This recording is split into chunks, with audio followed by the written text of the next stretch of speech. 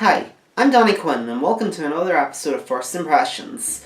Tonight's episode, I Choose a Life, as I review the belated sequel to Trainspotting, T2. The plot of the movie is that Renton, played by Ewan McGregor, has returned to Edinburgh after 20 years. He reconnects with his old friends, including Sick Boy, played by Johnny Lee Miller, and Spud, played by Ewan Bremer. However, not everyone's happy to see him back, especially the crazed and violent Begbie, played by Robert Carlyle, who's just recently broken out of jail and is out to get him back for betraying him all those years ago. I really like the original Trainspotting. It's one of those films that really kind of gets better for me the more and more I watch it. It's very funny and quotable with great characters that, while not necessarily likeable, are memorable and stick with you. And it's brilliantly acted with great performances from Ewan McGregor, Ewan Bremer, Robert Carlyle, Johnny Lee Miller, Kevin McKidd and all. And it's brilliantly directed by Danny Boyle with a really great use of camera work and cinematography. And it still holds up very well after nearly 20 years. And I have to admit, out of all the films that are coming out in 2017, T2 Trainspotting is one of the ones I was most looking forward to. But at the same time, I was also very skeptical. Movie sequels that occurred over a decade or more after their predecessors have had very mixed results. Sure, we get the odd Mad Max Fury Road, but we only look at last year's Zoolander 2 and Independence Day Resurgence as examples of these sequels backfiring spectacularly. But I'm happy to report that that is not the case here. Trainspotting 2 is actually pretty damn good. Hell, I'd say it's even kinda great. One of the things that this movie has going for it is that it actually feels like a natural continuation from where the first Trainspotting left off, albeit 20 years after the fact. The characters haven't really changed a whole lot, but the setting around them, Edinburgh, has. It's a very different place from the Edinburgh we saw in the first movie, and the movie also introduces this theme of gentrification, which I also found quite interesting. It's a very observational look at gentrification, but also one that suggests that maybe it's robbing places of their unique identity, and it serves as a strong commentary on how a certain place can change over the years. Also, I'm the only one that's noticed that a lot of people in this movie don't feel Scottish. It doesn't have the same Scottish feel as the original, but I feel like that was sort of deliberate, just to show how Edinburgh and Scotland as a whole has sort of changed over the past 20 years. And in that regard, I think it works really well. I think it's a very interesting idea. And it's one that definitely makes for good post-movie discussion. Trainspotting 2, like a lot of belated sequels, does do that thing where it sort of tries to harken back to the original with callbacks and references and moments of fan service. But unlike a lot of belated sequels that do this, it doesn't use it as a crutch for their lack of inspiration and new ideas.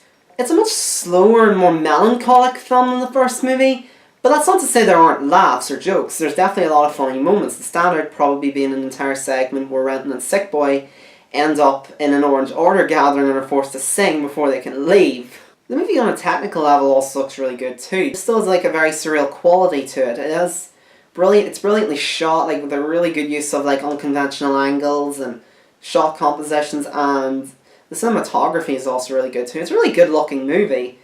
And Boyle's directing, it's still really solid, I think, overall.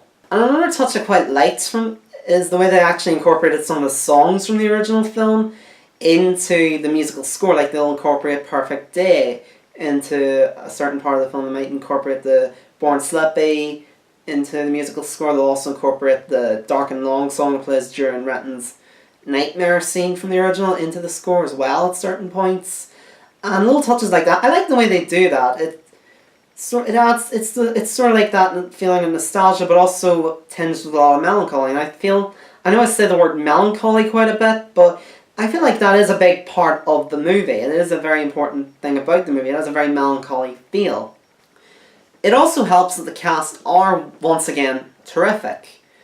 I don't get the impression that anybody's just here for the money or they're phoning it in. I get the feeling that everybody involved really loves playing these characters, especially Ewan McGregor as Renton. He's a lot older and more world-weary than he was in the first movie, but he's at heart still the Renton we know from the first movie.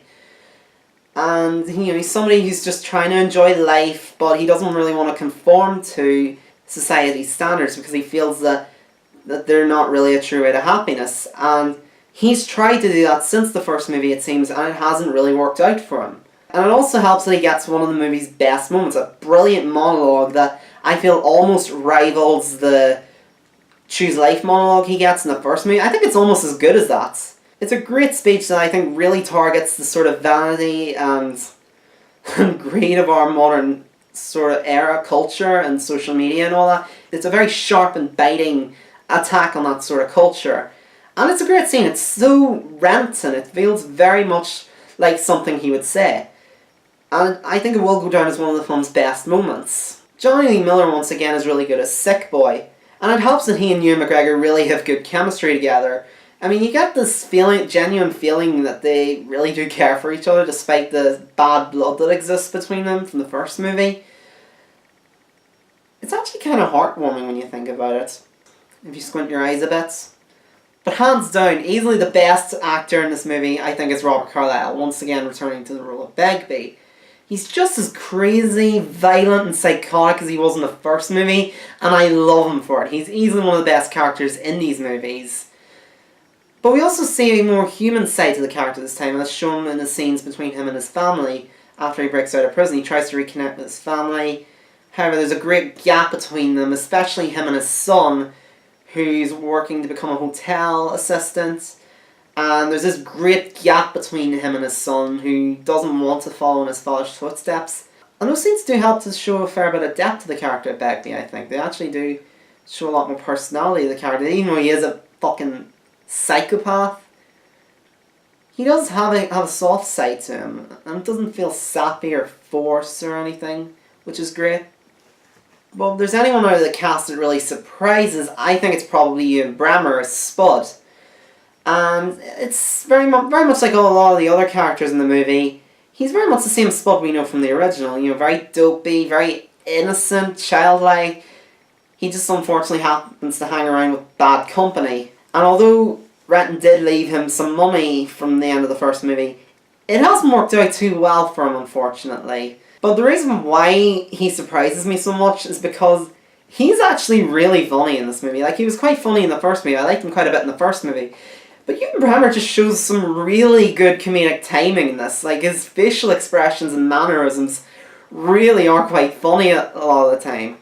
That being said, the movie does have a few problems, mainly in how choppy it feels in a few places. I have heard rumours that a lot of scenes were cut out in post-production, but for the most part that doesn't show, with the exception of one subplot that I feel is quite affected by the cuts. It's a subplot involving Sick Boy and his new girlfriend, Veronica, who are trying to blackmail a principal, and you think it's going to go somewhere, but it doesn't really go anywhere. And the movie does do that thing where it brings back a lot of the characters from the original and puts them in small roles for, like, nostalgia's sake. And one such character is Diane, played by Kelly MacDonald once again. And she's the only character in the movie I feel has actually changed drastically from the original. She's now a lawyer, she's not as promiscuous and cheeky as she was in the first movie.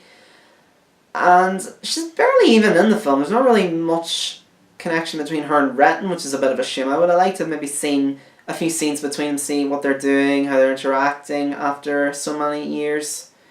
I feel like it is a bit of a missed opportunity. Now, I can assume maybe there was more scenes of her that maybe got cut out at some point. Also, this is a minor point, and I think I am being quite nitpicky about this, but I feel like Renton should have a few more regrets about his life, considering he spent a lot of it in the first movie on drugs, and also inadvertently ruined the life of one of his closest friends, Tommy, played by Kevin McKidd in the first movie, who makes a brief appearance in flashbacks and footage from the original film. I feel like it should have maybe been a bigger part of his character. There's only really one scene where it's brought up, and it's whenever Spud, Sick Boy, and Renton go to his grave, to Tommy's grave from the original, and it doesn't really feel like it's a big deal. Like, it's just one scene, and that's it. I think it is a very minor thing, but probably me being nitpicky, but I think it is a bit of a missed opportunity, personally. But aside from that, I enjoyed Trainspotting too. It's not as good as the original, but then again, I wasn't really expecting it to be as good as that. I was expecting it to be a good film in its own rights, just not quite as good as the first movie. It does have a few problems with its editing, and it doesn't have the same energy as the original, but it works really well for what it is. It's a great nostalgia trip, and I think it'll also work really well for people who are big fans of the original, who maybe don't have that nostalgia connection, but are still fans of the movie regardless, like me. It's very funny and humorous, and also quite tense in places, And it still revels in bad taste, giving a middle finger to political correctness. I'm going to give Trainspotting 2 an 8 out of 10. I recommend seeing it if you're 18 or over, it's playing in a cinema near you, and you like British dark comedies like this. Go see it. I recommend seeing it, especially if you're a fan of the original Trainspotting. I have to admit, between T2 and Split, the January release schedule hasn't been too bad so far. Like, it's actually been pretty good. But then again, maybe that's because I didn't see the Bye Bye Man, so maybe I'm just lucky. So before I go, I have a question for you. Who's your favourite character in Trainspotting? Mine is easily Begbie's, but Spud or Sick Boy are probably a close second. And Ranton's definitely in my top 5. But who's your favourite character in Trainspotting? If you have one, if you've seen the films, let me know in the comments. I will be back soon with a review for the Lego Batman movie and Revenge. Until then, I'm Danny Quinn. Good night.